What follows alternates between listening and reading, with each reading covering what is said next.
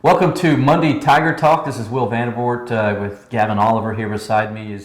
Gavin get into game week. Now, first of all, it's a little different. So we said Monday Tiger Talk because usually we do Tuesday Tiger Talk. But for you guys to know, there is no Tuesday Tiger Talk with the short week since the Tigers are playing on Thursday against Georgia Tech. So Dabo kind of did everything today on Monday. So we talked to Coach Sweeney, T. Higgins, Trevor Lawrence, Tanner Muse, Sean Pollard, and Tremaine Akram today over at the indoor football facility in the Reeves football complex. So a lot of news, obviously, to get into, and me and Gavin are going to kind of dive into it right now. And Gavin, you you spoke to you did a story today on Dabo Sweeney talking about the youth of this football team. Can you tell us like exactly what he was talking about? Yeah. And it made everybody at the press conference laugh. By the way. Well, what he said was, quote, we've got a lot of diapers to change on the D-line. He said that obviously they've got a lot of talent. Feels very good about the talent they have going into the season on the defensive line, despite the departures of the Big Four from last year. But he's also got a lot of youth. I mean, at the same time, he's got a lot of guys that are inexperienced. The two most experienced guys are Xavier Thomas and Justin Foster going at defensive end. And behind that, you've got Logan Rudolph, who's got some experience, but not a whole lot. And then you've got who else after that? KJ Henry and Justin Maskell, both are redshirt freshmen. So you don't have a whole lot of experience at defensive end, but you got a lot of bodies, a lot of talented bodies that he feels good about rotating in there. He said, right now he doesn't really know who's going to run out there first right now, but he says he thinks they'll probably start to see some separation once the game starts, but he feels good about the position. And then inside, he said three guys have really started at defensive tackle, started to separate themselves, which is Niles Pinckney, Jordan Williams, and Tyler Davis, who we've heard a lot about all fall camp, a ton about. I'm excited to watch this young man play. I really am. Yeah, me too. I mean, we've heard a lot about him, covered him recruiting, obviously, and he was a big-time get for the Tigers in December.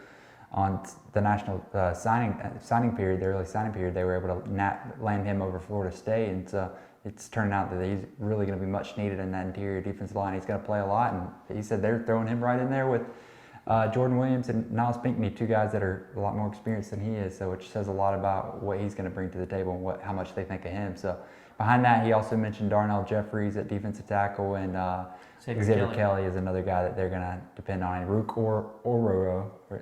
Say that again? Yeah. Say that 5 times fast, and that'll be a tongue twister. But Ororo is also going to be in the mix, it sounds like, too. So basically, the bottom line is they've got a lot of diapers to change. They're going to have a lot of growing pains early in the season, it sounds like, or at least Dabo expects that to be that way. But they've also got a lot of talent and a lot of players to be excited about. You can tell me and Gavin are writers because we don't have to spell the last names. Yeah. We don't usually have to say them much. So exactly. I'm just going to say Rook. Yeah. But, talking to the young guys, and he mentioned Logan Rudolph, and I love what Dabo said today. It's like nobody knows who Logan Rudolph is. So they don't know how to prepare for him or what he brings. I think that was one of the things that kind of stood out to me. Again, Dabo's kind of said that before, but all this talk of Georgia Tech and the unfamiliarity of their offense and what Coach Collins is bringing to Death Valley on Thursday night, Dabo kind of points out, Logan Rudolph, nobody knows who he is. Yeah, but he said you will know. Yeah, but they will know after Thursday night, and nobody knows who KJ Henry is, but they're gonna know after Thursday night. Dabo said he's as talented as any guy they got out there. Absolutely. Good things to say about KJ too. So yeah, those guys on the defensive line, they may not know him now because everybody's so used to Dexter Lawrence and Christian Wilkins and Cleveland Farrell and Austin Bryant and Albert Huggins. But this is a new cast, and Clemson, these coaches are very much as confident as they can be about, the only thing they're not confident about with them is that they're young. Other than that, as far as ability and skill-wise, they feel as good about it from that standpoint as they do those other guys last year. And the guys themselves are very excited about the opportunity they have to, what we've heard on campus, create their own legacy. They're not trying to be the guys that left. They want to be their own selves and make a name for themselves, and they're going to have a great opportunity to do that. And then also, we like I said, we got to speak to some of the players, and Trevor Lawrence was sort of Trevor. I tell you, if every time Trevor talks and how laid back he is, it's like, I don't know, you think of him as more of a surfer dude. I know the hair kind of helps it and all, but I mean, he's just so laid back and nothing really gets to him. And people are asking about adversity and things of that nature today, and he was just like, Yeah, we kind of, have our way of doing things, and we had that experience last year. And he's saying it just the way I'm saying it, very just laid back and nonchalant about it. And it's funny to watch him. Gavin, I know you were working on your story at that time, but it's funny to watch him interview because he just doesn't get into that kind of stuff. He's just all about. I hate to say it this way, he's all about the process and just getting better as a quarterback. Yeah. That what he does with the media just really isn't his thing, his forte, and he just kind of goes through the motions. I think Trevor's even said at one point that his girlfriend told him, "Hey, Trevor, you need to sound a little bit more excited when you're talking to people." So that's just Trevor, who he is. He's just laid back dude. Nothing gets to him on or off the field. He's just one plane the whole time, even keeled everywhere, 24/7. And I got a chance to speak with T. Higgins also, and he told me a great story about Trevor last year involving the Georgia Tech game when they played the Yellow Jackets in Atlanta.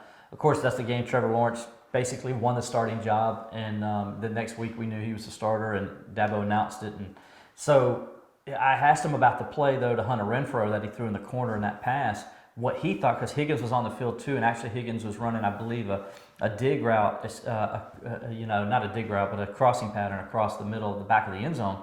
And so when he saw Trevor throw the ball, he said that the first thing he says is, "Oh my goodness, do you not see the linebacker sitting there?" And of course the ball, it's going so fast, the linebacker had no chance to even adjust to it.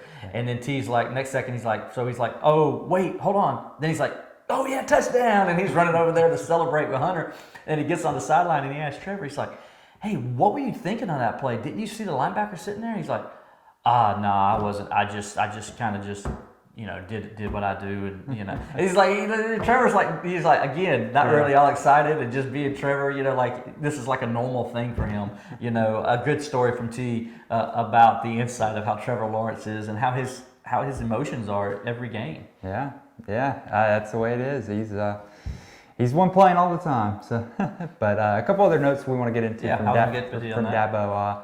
He said that Logan Cash is obviously he was going to miss the whole season due to an injury anyway, but now he's decided to withdraw from school. He didn't give any reasons, didn't give any specifics. Dabo doesn't know what his plan is, he said, but he said he's going to withdraw from school and do his own thing. So that was interesting to hear. Yeah, that surprised me. It really kind of did, because you wonder, you hope everything's okay for the young man, because not only is he leaving the team, but he's withdrawing from school, and he could stay here, and probably Clemson would honor the scholarship and let him get. So there's obviously some other things that we're not privy to, and you wish that young man the best. Obviously, it was a more severe injury than we all thought, and you hope everything gets worked out and he's able to play somewhere else one day. And that's what Dabo says. I hope everything's okay with him and he's able to make it.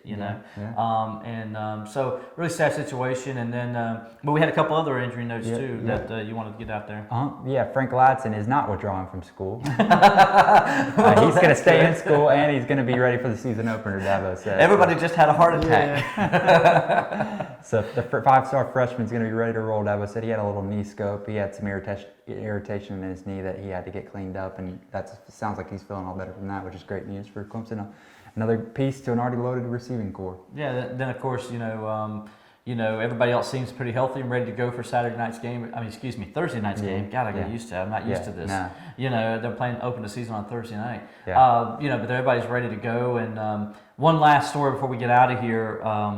Higgins was talking about Ladson, and he says that he's worried about Frank Ladson as he goes down the hill, because he says he's extremely clumsy, and he's worried that he could hurt himself when he runs down the hill for the first time on Thursday night. So keep an eye out on number 2 on the offense, Frank Ladson, and let's make sure he gets. If I'm Higgins, I would tell him, young man, let's just jog down this hill, okay? Yeah. We don't need to do anything special or anything. Don't be too fancy with it. No, don't. Some guys jump over the little part. Yeah. Don't want to do that. You don't want to be Cannon Smith, okay? Just take a look what happened to Cannon Smith last year. So anyway, sorry, Cannon, but Eric brought it up the other day on national TV, so it's not just me saying it. Anyway, that's it for me and Gavin. We'll have more all week long from the Clemson Insiders. We get you set for Clemson, Georgia Tech Thursday night in the Valley. We'll see you there.